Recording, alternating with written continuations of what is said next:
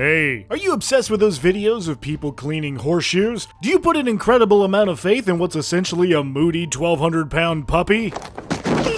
Well, congratulations, you might be a Cavalier. But what is a Cavalier? Well, grab a new set of spurs, make sure you give your buddy a fun name, and see if you can explain why you have a riding crop without looking like a pervert, because it's time to saddle up.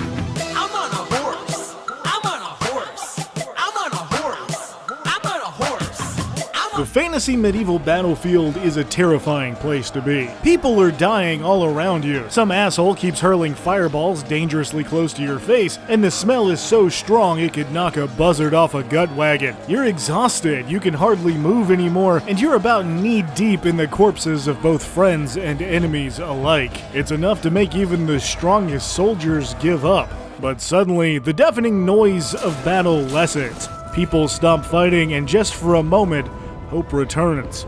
The cavalry has arrived. The Cavalier is historically one of the most important units on the battlefield, and in our fantasy world of Faerun, that holds just as true as ever. Cavaliers are fighters that excel as a mobile, lethal, and tactical fighting force, but also as a source of inspiration for those soldiers on the ground. You are the archetypal knight in shining armor, plowing through enemy hordes on your trusty steed. When people tell stories of great heroic champions overcoming insane odds, it's you they think of first. But you couldn't do it alone, and while the Cavalier excels as a fighter both on and off the saddle, your true home is at the reins of your warhorse. As your bond grows in battle after battle, together you become a true force to be reckoned with. And as you look upon the ruins of war, you realize that you and your steed are the first, second, and last lines of defense. So when the enemies arrive at your doorstep, you'll be ready. Your charger will be literally chomping at the bit, and when your allies begin to lose hope and question if defeat is an inevitability, you'll be the one to tell them, nay.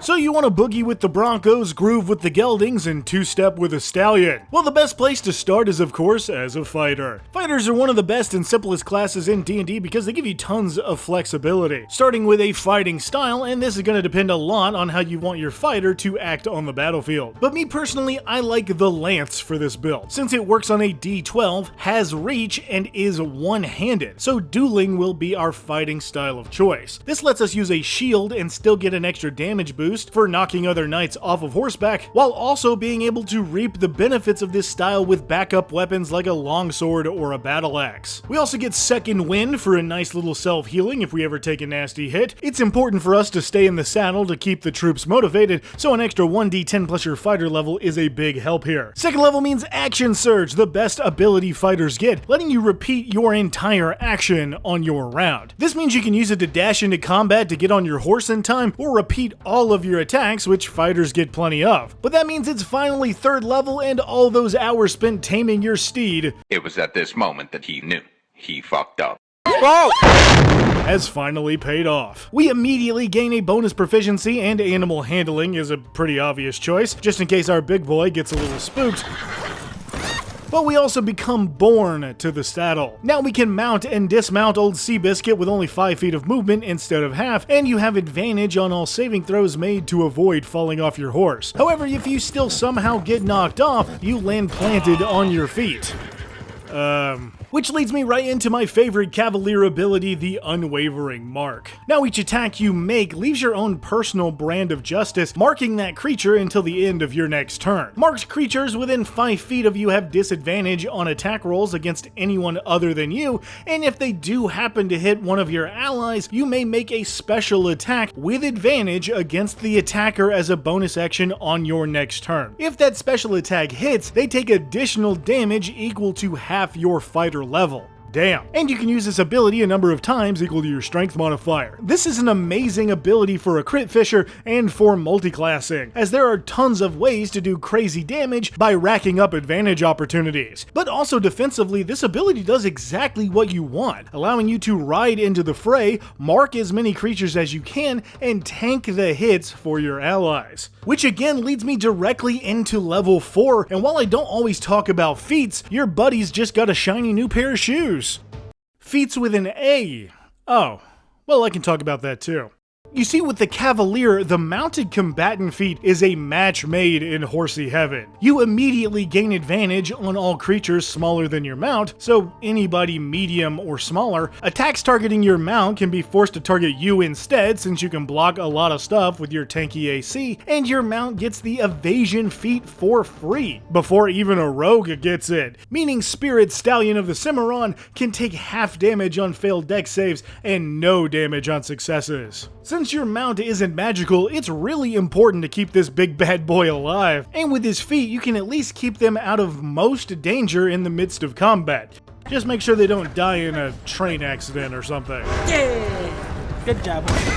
5th level means extra attack for 2 attacks per round, or 4 with an action surge, and we'll jump right up to level 7 where you get Warding Maneuver. Your Perilous Fighting Spirit allows you to protect your allies from just about anything, allowing you to use your reaction on yourself or an ally that takes a hit within 5 feet of you to roll an additional d8. Once rolled, you can add that die to the target's AC against that attack, and if it still hits, your ally gets resistance to the damage.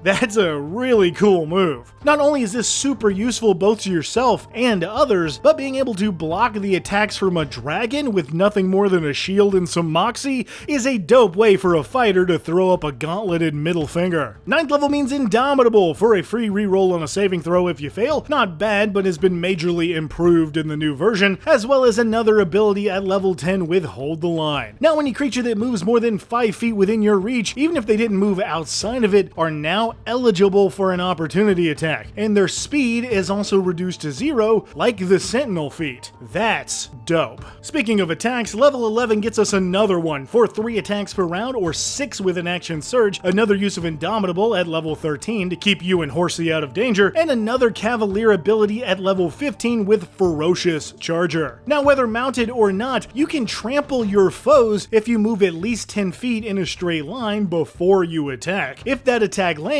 your enemy must make a strength saving throw or be knocked prone. Crazy. Directly off their horse and right on their ass. Level 17 gives us a 3rd use of Indomitable, not bad, and another use of Action Surge, hell yes. But we're most excited for level 18, where we become a Vigilant Defender. Calling forth our Protector's Fury, we now get a special reaction on every other creature's turn, meaning within our pretty substantial 10-foot reach, if we use a lance, we can make sure we get ourselves surrounded and use our Hold the Line ability to make an opportunity attack on every single creature in that range. All of these creatures, of course, also get our Unwavering Mark for free, so that they have disadvantage on anyone but ourselves. And if you can believe it, are also locked in place so they can't chase down our allies. Now, since we also have advantage on the bonus action attack from Unwavering Mark, and anyone smaller than our mount from Mounted Combatant, which is basically everybody, we can go have a field day round after round after round, cutting down hordes who try to move, attack, or have the audacity to be shorter than a horse.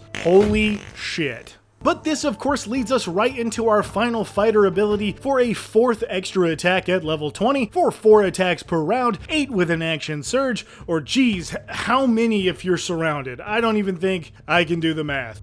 So does the Cavalier get 2 hooves way up? The Cavalier is great because it knows exactly what it wants to be and excels in that niche role better than just about anybody. You are a master of locking down opponents and getting into the fight quickly, making you a major asset to any battle. And while most of your abilities don't require you to have a mount present to actually use, why would you go anywhere without it? Speaking of mounts, I've made a lot of pony jokes, but nobody ever said you had to mount a horse. Smaller creatures like halflings or goblins can ride mastiffs or donkeys if that sounds fun, or even allies if the barbarian allows it. You could attempt to tame an elephant if you think you can still reach enemies on the ground, or intelligent creatures are also up for grabs. But this subclass is also perfect for multiclassing, as just about any paladin gets a ton of utility from Summon Steed, or the Drake Warden Ranger is a perfect combo to make a mount out of a Pokemon. Honestly, it's the simple things that make the a fighter, and specifically the Cavalier, so good.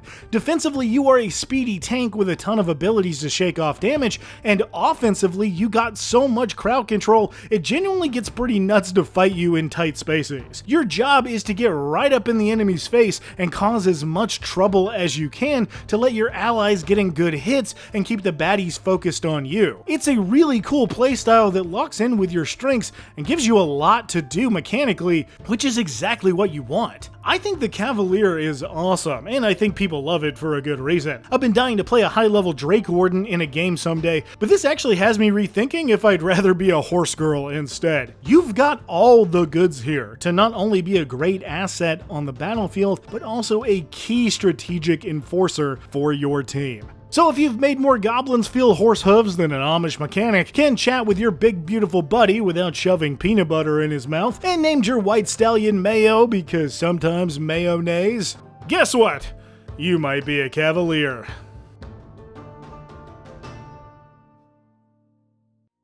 Hey guys, thank you all so much for watching. We are so close to 100k, and I'm so excited to hit that milestone, and I truly can't thank you all enough for watching. Last Saturday, we streamed 8.5 hours of Baldur's Gate and raised over $1,000 for the Trevor Project. So another huge thank you to everyone who came out and supported that. You all are the absolute best. And we, of course, have a winner of Homebrew Hangout, which I'll announce next time I do that video. I think I'd love to do another stream at some point, so if you guys are also interested in that, you let me know. But yeah, that was a lot of fun. That was a lot of fun. Exhausting, but awesome. Though plugging myself after plugging a charity event kind of feels weird, so I'm not going to do that. Instead, I'm going to tell you all how much I appreciate every single one of you and your support over the last few years, and I can't wait to see what comes next. You all are the absolute best. You all are the absolute best, and I'll see you very soon.